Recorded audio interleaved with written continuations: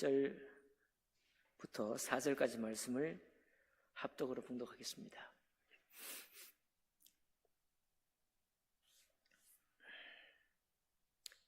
네, 다 찾으셨으면은 53장 1절부터 함께 합독하겠습니다. 시작. 우리가 전한 것을 누가 믿었느냐?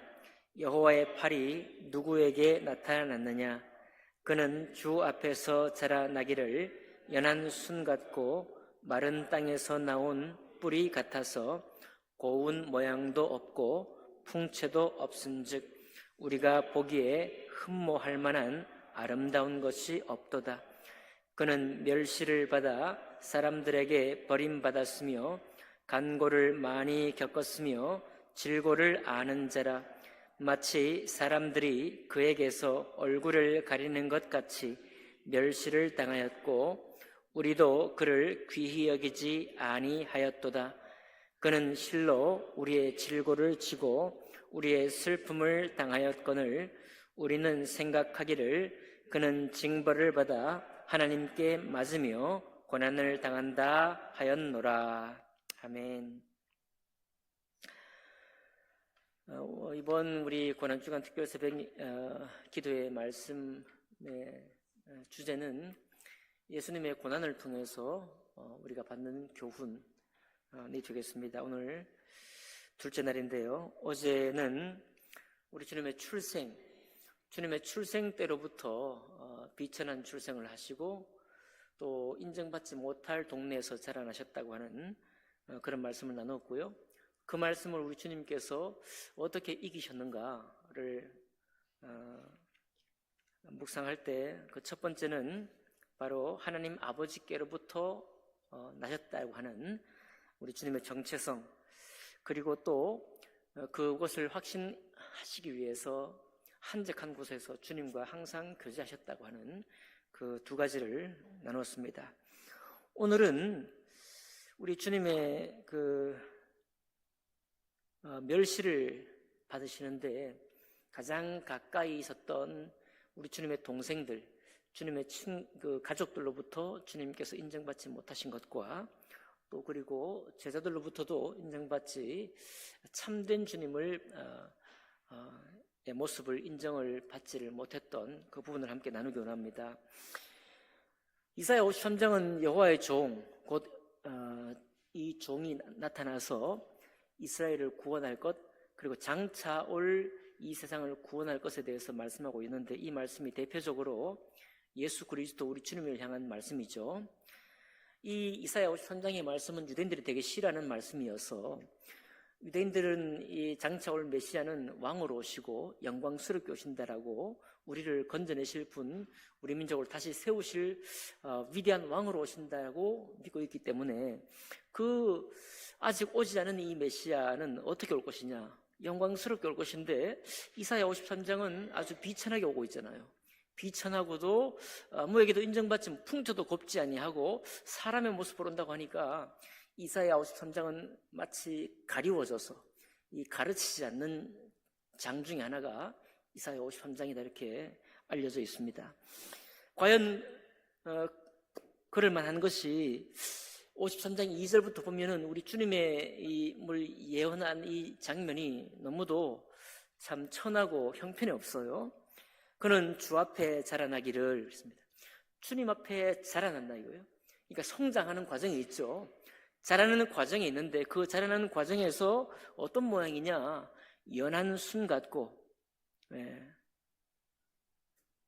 연한 순이니까 여러분 죽순 한번 떠올려 볼까요? 죽순, 우리 꺾기가 너무 쉽죠. 죽순을 따기도 너무 쉽습니다.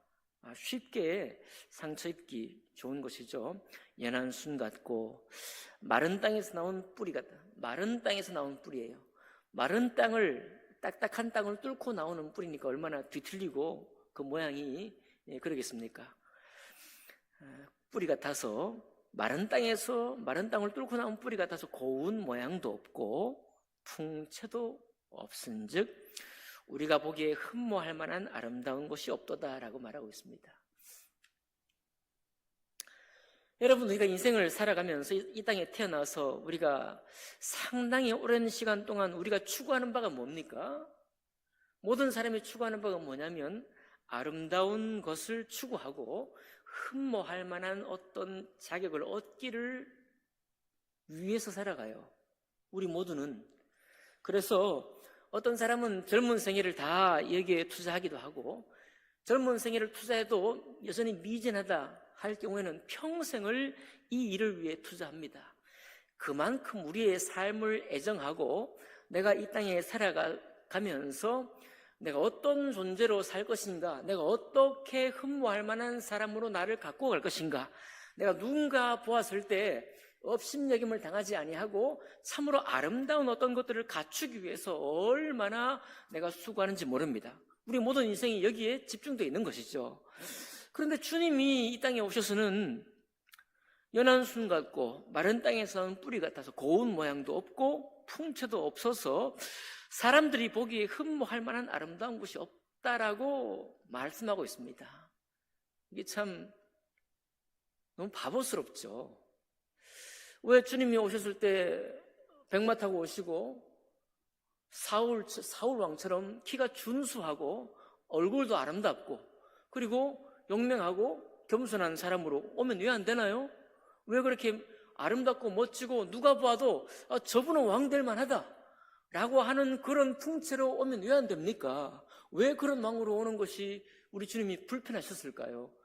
모르겠지, 이유는 잘 모르지만 우리 주님은 그렇게 이 땅에 오기를 원치 않으셨고 또 그와 같은 것을 취하는 것도 소망을 두지 않으셨다는 것입니다.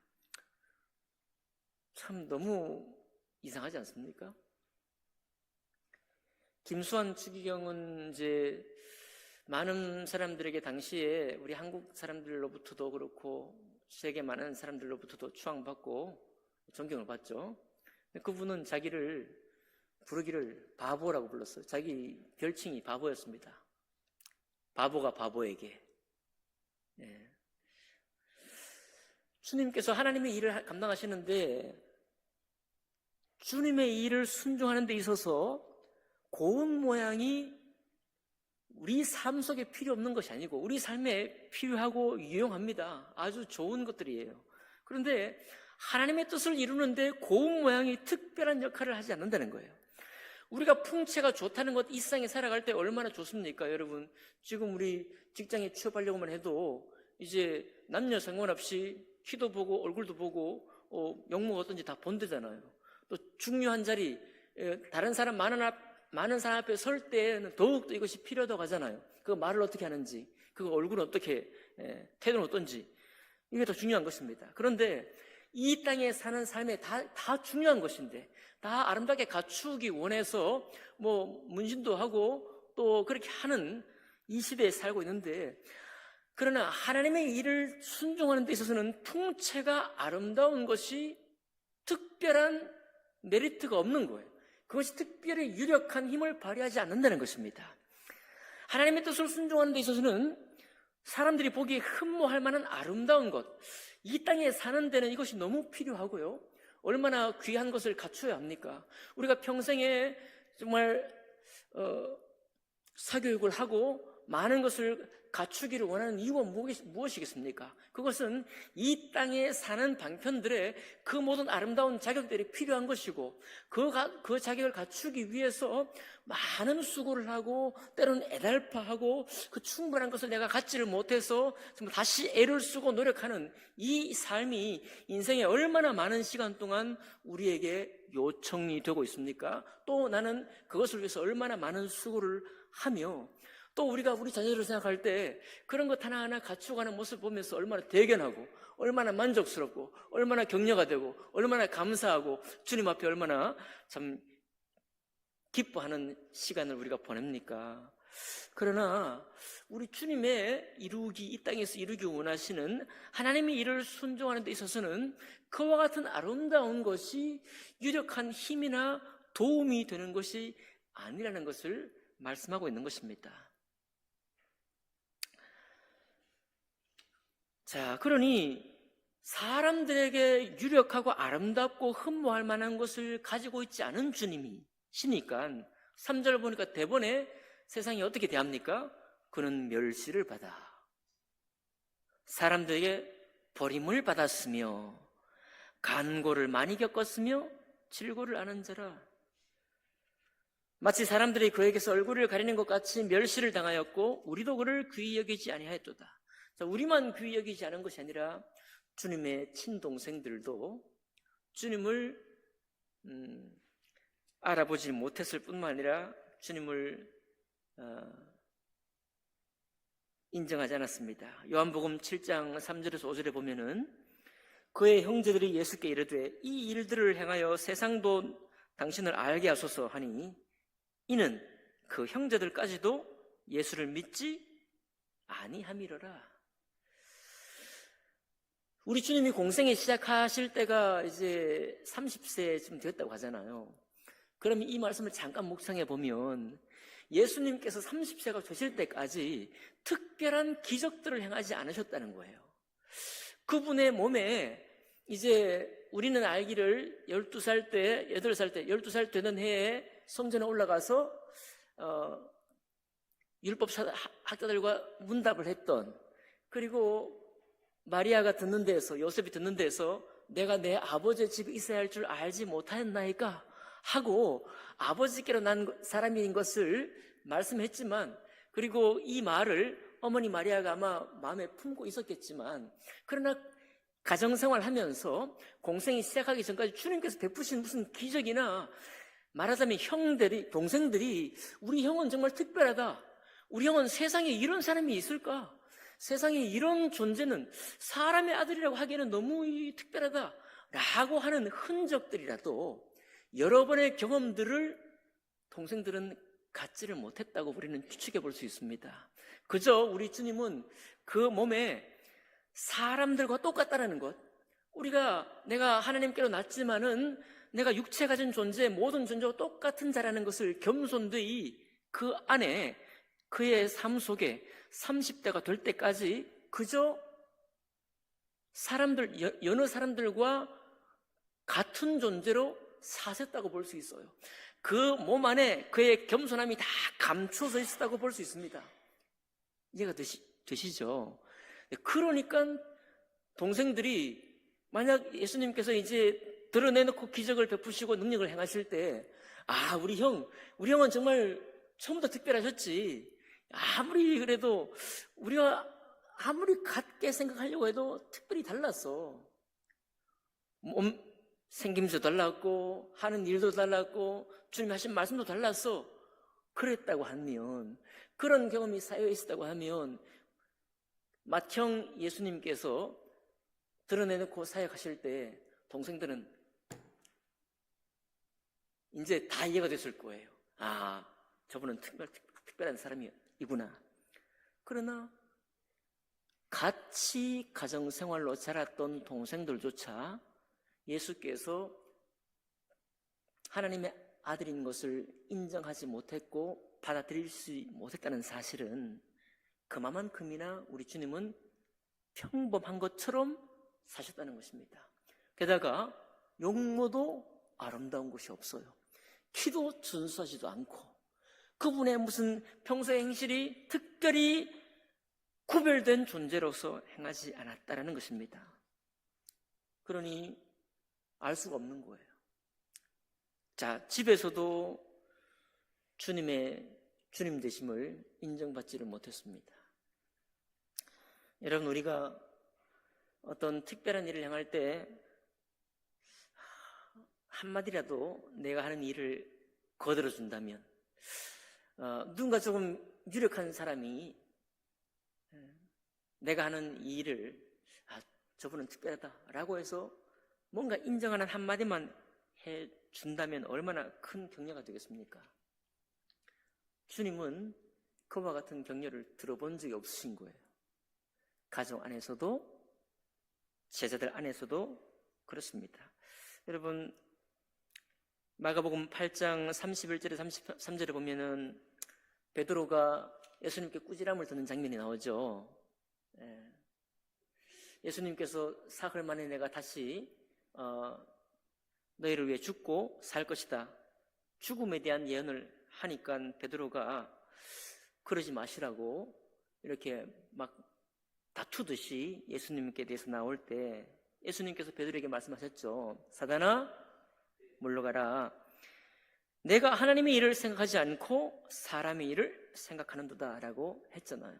그러니까 3년 반 동안 충분히 따라다녔던, 그리고 예수님의 기적도 행하는 것을 목격했던 베드로조차 주님이 하시고자 하시는 그 사명과 행하고자 했던 일들을 이해하지 못한 거죠. 그러니까 예수님께서 하시는 일을 격려하는, 주님께서 하는 일을 참으로 정말 당신은 특별하십니다, 몇몇 기적의 장면들이 있었긴 했죠. 그러나 가장 가까이에서 주님과 함께 동행했던 수제 베드로조차도 주님을 거들지도 못했고 주님이 어떤 분으로 무슨 일을 하러 오셨는지를 깨닫지를 못했습니다. 이런 형편에서 어떤 힘으로 주님은 견디시고 어떤 힘으로 이 땅에 오신 그것을 감당하려고 할 수 있었을까요? 오늘 두 번째 그 이유는 주님께서 이와 같이 멸시받고 인정받지 못하고 귀히 여기지도 받지 못하고, 오늘 또 이사야 53장 4절에 보니까요, 그는 실로 우리의 질고를 지고 우리의 슬픔을 당하였거늘 우리는 생각하기를 그는 징벌을 받아 하나님께 맞으며 고난을 당한다 하였도다. 주님께서 사역을 마칠 때까지도 오히려 우리를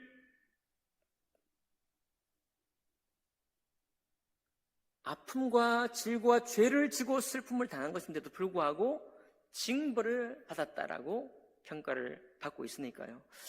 자, 공생의 시작부터 마지막 사명을 다 감당하시고 죽음에 내려갈 때까지도 주님께로부터, 주님을 향해서 어떠한 평가, 올바른 평가조차 주님은 듣지 못하셨습니다. 어떻게 주님은 그럼에도 불구하고 주님의 길을 갈 수 있었겠느냐? 그것은 바로 주님이 가지신 사명 때문입니다. 주님이 사명을 가지신 것이죠.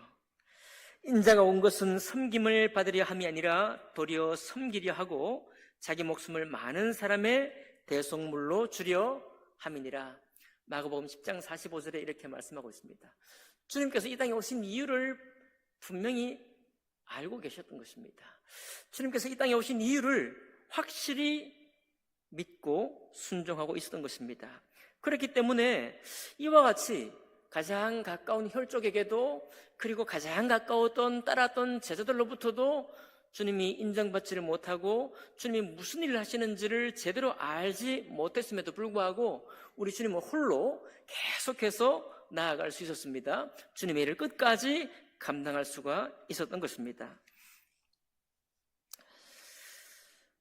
여러분, 그러니까 우리 주님께서 걸어간 이 길을 기억하면서 우리가 신앙생활하는 법과 여러분과 저의 자녀들이 이제 주님의 길을 따라가는 일에 관해서 우리가 묵상할 수가 있겠습니다. 다시 말씀드리지만 우리는 모든 영역에서, 우리가 살아가는 모든 삶 가운데에서 다른 사람으로부터 흠모할 만하고 조금 더 아름다운 사람이 되는데, 때로는 30년, 40년, 때로는 평생을 우리가 드리기도 합니다. 참 우리의 자녀들의 성장하는 모습을 보면서 우리는 얼마나 인생에 참 기쁨을 맛보는지 모르겠습니다. 또 그 자녀들이 자기의 어려운 관문들을 통과해가는 모습을 보면서 더 우리 주님 앞에 감사하게 되고, 그가 또 한 사람의 인격체로서, 또 조금만 있으면 이미 여러분은 경험하고 있지만 한 가정의 가장과 또 아내로서 한 가정을 이루어가는 모습을, 견실한 가정을 이루어가는 모습을 볼 때 우리는 참 주님 앞에 축복이다, 주님께 감사한 마음을 드리게 되는 것입니다. 자, 그러나 여러분, 그런 것들이 우리에게 참 기쁨이고 주님도 우리의 모든 성장 과정을 참 기뻐하시고 하는데, 우리가 예수를 믿고 또 주님을 따라간다라고 하는 이 말씀을 우리 스스로뿐만 아니라 우리의 자녀들에게도 참 이것이 마음의 기쁨으로 받아들여질 수 있기를 바라는 마음이 있는 것입니다. 예수님을 따라가고 주님 말씀을 받는 이 삶이 마치 나에게 맞지 않는 옷이다. 주님에게는 맞지만, 사도들에게는 맞지만은 나에게는 맞지 않는 옷이다. 나는 흠모할 만한 이 옷이 필요하고, 나는 아름다운 옷이 필요하고, 나는 고운 모양이 필요하고, 나는 정말 아름다운 풍채가 필요하고, 이런 것이 필요하다. 그러니 주님의 옷은, 김수환 추기경같이 바보스러운 옷은 나에게는 맞지 않다. 나는 정말 그런 고생 혹은 고난 가운데 내가 던져지는 것을 나는 그것이 불편하다, 이렇게 생각할 수도 있습니다. 그러나 여러분, 분명한 것은 우리 주님은 거짓말 하시는 분이 아닙니다. 주님은 참된 것을 우리에게 말씀하시는 분이에요. 주님이 우리에게 하신 말씀, 하나님께서 여러분과 저에게 공급하신 말씀은 우리가 인생을 살아가면서 과연 어떤 순간 부딪혔을 때, 아, 참으로 주님 하신 말씀이 진리 말씀이 맞구나. 주님께서 죄송합니다. 주님께서 우리에게 하신 말씀은 참으로 모든 인생이 순종하고 기뻐 따라갈 때 이것이 참된 영광스러운 길이 맞구나, 이 말씀들을 우리에게 주신 거거든요. 그러니까 주님이 우리에게 거짓말하신 것이 아니고 참된 말씀을 하셨고 진리의 말씀을 하셨다고 한다면, 우리 인생길에서 참으로 주님의 길이야말로 아름다운 길이다. 주님께서 우리를 불러서 우리에게 맡기신 사명, 그 사명이 무엇인지 모르지만, 어떤 사명을 우리에게 주실지는 모르지만, 그 사명이야말로, 그것을 이루는 삶이야말로 하나님 앞에 아름다운 삶이라는 것을 깨닫는 시간이 필요할 것이라는 사실입니다. 미국 교회 사역자가 책을 썼습니다. 시편 설교를 쓰시는데, 수많은 네로라는 사람들, 그리고 자기 영역에서 일가를 이루는 사람들에게서 공통적으로 발견되는 것이 있대요. 그게 뭐냐면 실망감이라는 것입니다. 실망감. 내가 내 업계에서, 내가 내 직종에서 뭔가 일가를 이루었는데 실망감을 떨쳐버릴 수 없고요. 내가 뭔가를 하고 있는데도 근원적인 실망감을 떨쳐버릴 수 없다라고 고백을 한다고 합니다. 우리가 아름다운 것을 이루어갈 때 우리 자신에게나 우리의 자녀에게 섣부른 실망감을 가지기를 원할 필요는 없습니다. 왜냐하면 그의 삶이 너무 귀중하고 그가 하나님 앞에 허락받은 이 생애는 너무 귀하기 때문에 그렇습니다. 이것은 인위적으로 만들어낼 수도 있는 것도 아닙니다. 이것은 누가 뭐라고 한다고 해서 그가 가질 수 있는 것도 아닙니다. 이것은 무르익은 것이어야 하고, 내가 이 땅에 살면서 충분히 내 삶을 맛보고 이루어 보면서 살아가다가 보면 언젠가 어느 순간에 무르익은 실망감이라는 것이 올 수가 있을 텐데, 그때가 어떤 때냐 하면 주님의 옷을 내가 입었을 때, 주님 말씀의 옷을 내가 입을 때 나에게 맞다. 세상의 가치가 나를 이끄는 그 옷이 나에게 맞는 줄 알았더니 이제 주님의 말씀이 내 몸에 맞다. 이것이 착 달라붙는구나. 내가 그전에는 그렇게 어색했던 이 말씀인데, 내가 그전에는 주님의 길을 따라간다는 것이 너무나 불편했던 이 옷인데, 이제 깨닫고 보니까 주님 옷이야말로 나에게 맞다 라고 하는 그런 시간들이 우리 자신에게, 우리 자녀들에게 있기를 원하는 것입니다. 그러므로 전에는 참 아름다운 인생을 준비하고 걸어갔지만, 과연 베드로처럼 주님의 길을 참으로 잘 이해하지 못했더니 이제는 깨닫고 보니 주님의 말씀과 주님의 길이 잘 깨달아진다. 전에는 주님은 하나님께 맞으며 고난을 당한다라고 밖에는 이해를 못했지만, 이제 눈 뜨고 보니 우리의 질고, 나의 이 질고, 내가 눈뜨지 못하고 행했던 그 질고를 주님이 미리 지고, 내 인생의 슬픔과 실망감, 그 무르익은 실망감을 주님이 아시고 미리 나를 영접하기 위해서 그 일을 행하셨구나 라는 것을 알게 될 수가 있는 것입니다. 그런 날, 그런 때가 우리 삶 속에 오기까지는 때때로는 주님 길을 걷는 것이 불편하고 주님의 부르신 것을 순종하는 것이 내 몸에 맞지 않다라고 느낄 때가 많이 있는 것입니다. 정리합니다. 우리 주님은 우리에게 거짓말하지 않습니다. 주님의 진리는 언젠간 드러나요. 우리의 사후에 드러날 수도 있고 우리가 생존 연대에 우리가 깨달음으로 나타날 수도 있는 것입니다.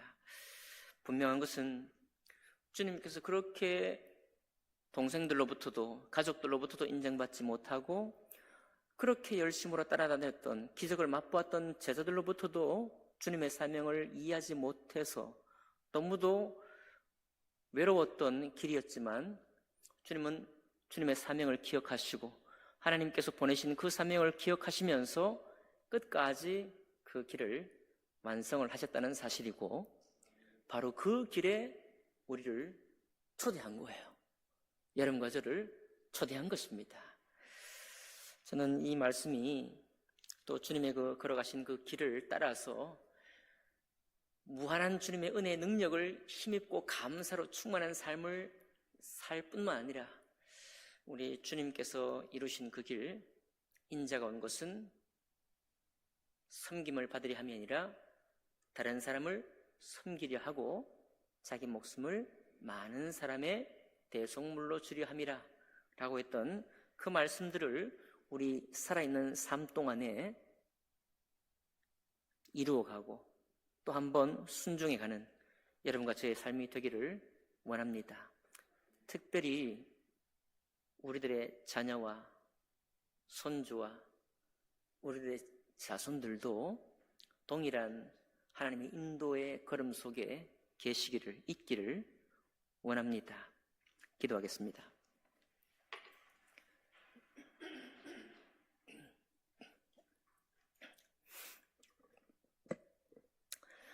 하나님 아버지 감사드립니다. 이 첫 새벽 어떤 소식도 우리 귀에 들리지 않는 시간에 하나님의 말씀, 특별히 우리 주 예수 그리스도 주님의 종으로 오셨고 주님의 종으로 사셨고 종의 뜻을 다 이루신 주님을 묵상해 보았습니다. 하나님 아버지 간절히 기도하옵기는 우리의 생애와 우리의 자손들의 생애가 이 삶의 귀함과 이 삶의 아름다움을 이루어가는 그 모습 가운데 참으로 그의 속에 있는 뜻을 이루어 주시기를 원하고 또한 뿐만 아니라 그 뜻이 만족스럽게 이루어지는 과정 속에서 하나님의 진리의 말씀을 참으로 깨달아 주님의 사명을 나의 사명처럼 생각할 수 있는, 깨달을 수 있는 그런 시간을 허락해 주시기를 원합니다. 그러므로 주님이 부르신 이 길, 이 주님의 말씀의 옷이 우리에게 참으로 진리의 옷처럼 꼭 맞고 참 알맞은 옷으로 생각되므로 주께서 맡기신 또한 주께서 깨우치시는 그 사명의 길을 걸어가기에 부족함이 없도록 저와 우리 모두와 우리의 자손들을 축복해 주옵소서. 그렇게 하실 주님을 찬양하며 감사할 때 귀하신 우리 주 예수 그리스도 이름으로 기도하옵나이다. 아멘.